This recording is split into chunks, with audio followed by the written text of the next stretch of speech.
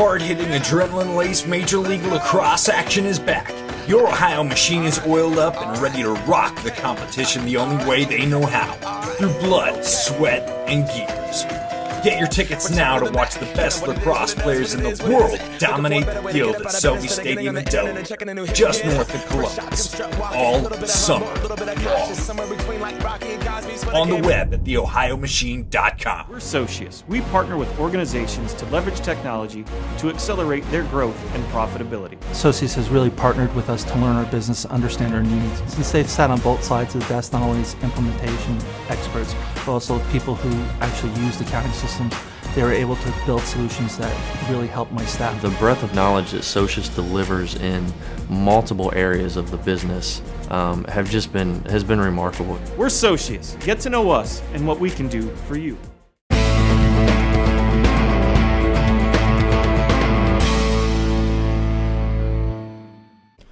Welcome to episode 4 of the Nuts and Bolts podcast presented by Socius. I'm your host, Brian Bender, and today I'm here with machine assistant coach Dom Marzano. Dom, how are you doing today? I'm doing well. How are you? I can't complain. It's a machine game day. I'm fired up, ready to get out there and see the guys play. So, let's talk about your role on game day. Take us through what you go through on a game day experience. As far as the like from the beginning to the end? Beginning to end. All day, man. You know, I've been at it all day. We had walkthroughs this morning, 10 to noon. You know, I help set the guys up. I hook them up with their gear. Fix all their sticks, do what they need, and to get out to practice. And we go through a walkthrough, and then I came straight here after making a few stops at the office. Came straight here, man, and we've just been setting up the locker room, making sure these guys feel the love and us trying to get a W tonight. So any little thing that we can do prior to the game, man, I'm all about it. So that's what we've been doing so far. And then the in-game role, man, I'm just I sub the box a lot. I'm the box guy, so substitutions, are key to the game. And it's just a really quick game, but it's been a lot of fun. And the first 2 games at it, I've been loving it so far. It's an intense game, and our guys are quick, and I'm excited to see what we put out tonight. Walk us through sub in the box really quick. For an MLL game, that's got to be a little bit faster than most people who maybe haven't played at the pro lacrosse level, which is most of us. Walk us through how that goes. Oh, it's the fastest it's the fastest thing you can possibly imagine. So basically, transitions the game with the shot clock 60 seconds, and you want to transition because it's quick goals. It's just the ball I barely watch the game.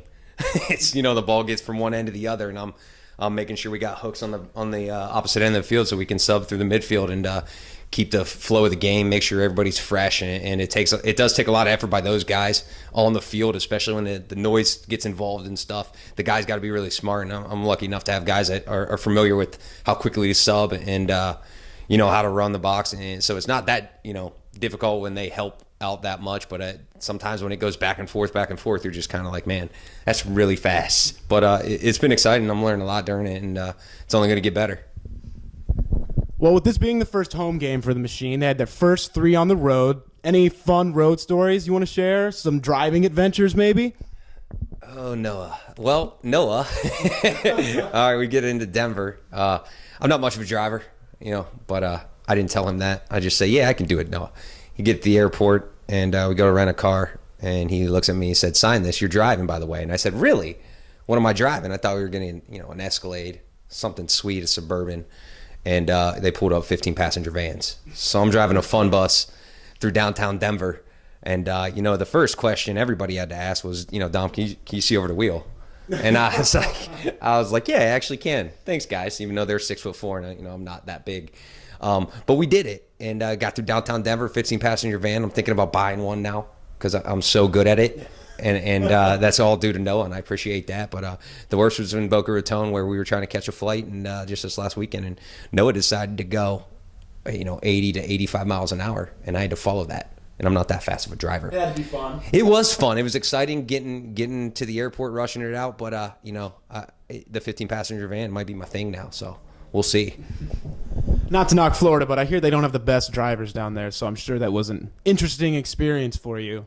But what was it like subbing everybody in and out in that Florida heat? Because that was a hot game you guys played down there. Yeah, absolutely. I agree. It was a hot one. You had to really stay conditioned. The guys are really good, as far as saying, I'm ready, I need one. It's not like selfish guys like, oh, I got to get my minutes, got to get my stats. They're guys that I'm like, hey, are you good or not? And they're like, yeah, coach, I can go. Or they're really honest about it. They know their bodies. They know how they're feeling. They know when they're 100%. And they know when they're going to, produce on the field. And I listen to that. And you got to, as a coach, making the substitutions, you got to listen to who's fresh and who's ready to go. When you got that many good players on a team, it's kind of a good situation, anybody you sub in. But it's been really helpful with those guys just knowing themselves as players. They've been at it their whole lives and going back, looking back at them saying, hey, you ready? They're like, yeah, coach, I got this. Or even if they're coming down, I might have them on the fourth midfielder and they're like, I'm ready. And sometimes you can just see it and you guys feeling it. You just put them out there. But they did a really good job of being open and honest with me about their energy and being really unselfish as far as minutes go. Let's kind of move from the pro game over to the college game. You're also the head coach at Wilmington, so tell us about that. Oh, Wilmington. Yeah, it's I'm starting a Division III program about an hour south of Columbus, Ohio. We have a very notable alumni in Coach Bear Davis. Is a Wilmington College grad of, I believe, 1997. Yeah, it's awesome. So that's it's a big connection. Coach Davis really helped me get that job, and I was a guy that needed a shot, and I was at the high school level locally in Hilliard Bradley High School. I started that program, coached at Hilliard Davidson before that. I'm from Hilliard, if you couldn't tell.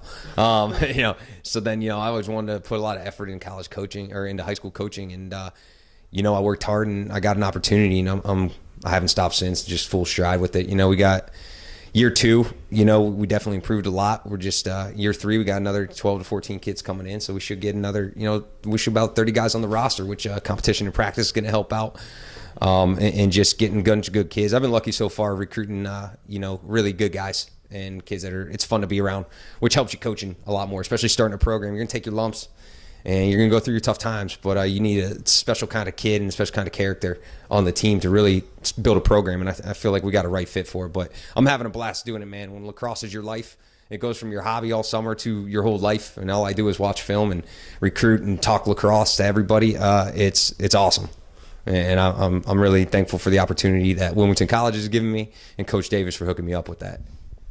When you talk about starting the program, kind of walk us through. Did they reach out to you? Was it kind of a back and forth thing, or did it just come out of nowhere? Wilmington decided to start a lacrosse team, and you were the guy. Well, it was. I think it's been a long process. Talking to my athletic director, Terry Rupert, he's had this in the works. He's really been a big advocate of lacrosse. Back in the mid '90s, he was at Salisbury University, who was top 5 D3. And he knew what it could do for a small school. So since he's been, in the last 4 or 5 years, he's really been pushing for lacrosse here. He knows what he could do. And they finally got the okay, had the facilities for it, got the board of trustees to sign off and say, yeah, let's do this thing. And they went through an extensive search and stuff. And Coach Davis, I called him and said, I'd love to start a program at some point in my career, and it'd be great. And I was at the right age. I was 28, ready to go, pretty motivated guy. And they, Coach Davis was like, you got to call him. Here it is. And I met with Mr. Rupert and loved the campus, loved the people that worked there. And it was just kind of a right fit. And it's been on from there since about end of November 2011. It's been on. I've just been building a program from bottom up.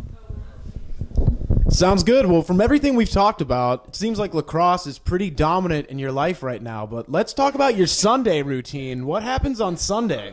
Oh, good. Okay, yeah. Well, Sundays is definitely reserved for wedding plans. Wedding plans. Yeah, I got to do it. Thanks. It's I don't have a whole lot of time, and I have a great fiance, and she's really she's been very open about my crazy schedule, and she knows it's a great opportunity with the Ohio Machine and coaching college, and something I've always done. And I've been dating her since high school. So you've been together for a while. Been together for a while, over a decade. So it's kind of a she knows lacrosse has been a big part of our lives together, and Sunday is definitely that day that, hey, it's wedding stuff, it's fiance stuff, and that's how we go with it. But she's been really cool about it, which actually helps out a ton. She's very supportive, and I'm glad Noah brought that up to you guys. That's awesome. Yeah. Noah likes to keep us informed here in the Nuts and Bolts podcast. So, really quickly before we get out of here for the day, what are your thoughts going into tonight's game against against the New York Lizards? There's never an easy game in the MLL, man. It's every team, when you're talking 19 guys a roster, 8 teams, you're talking the best of the best. And, no game is easy. So going into this game, it's just about hopefully, they've worked really hard. We've worked on a bunch of film. Coach Davis, Coach Mariano have done great putting up scouts and really getting the team involved and getting everybody buy into it. And we just got to keep, fixing some of our mistakes on the field. The last 2 games we've had leads, and today we're just going to try to start strong and finish strong. Must have suffered from some reptile dysfunction there, not being able to remember the New York Lizards' name. They were coming in here tonight. Well, Coach, thank you very much for taking some time out of your day. And everybody out there, thank you for listening to the Nuts and Bolts podcast presented by Socius.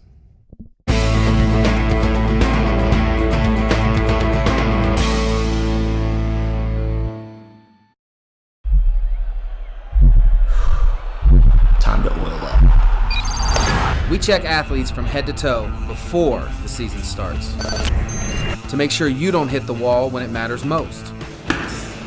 Teaming up with coaches, athletic trainers, and physicians to keep athletes healthy.